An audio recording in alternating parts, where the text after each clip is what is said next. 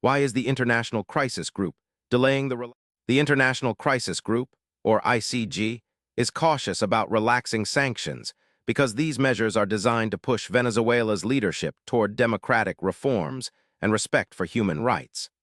The sanctions target individuals and entities linked to corruption and repression. Removing them prematurely could weaken the leverage needed to encourage meaningful political change and accountability. Venezuela remains politically unstable, with contested leadership and ongoing crisis in governance. The ICG fears that relaxing sanctions now could embolden authoritarian actors who have undermined democratic institutions.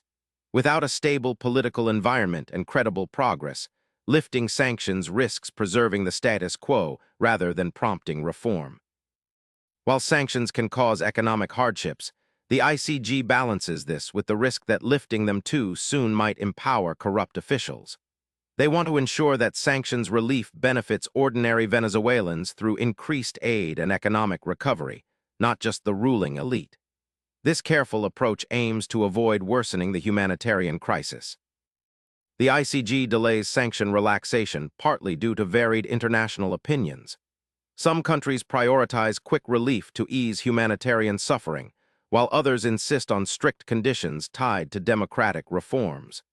This geopolitical tug-of-war influences the timing and extent of easing sanctions, with the ICG navigating complex diplomatic landscapes. Subscribe for daily answers to questions you didn't know you had.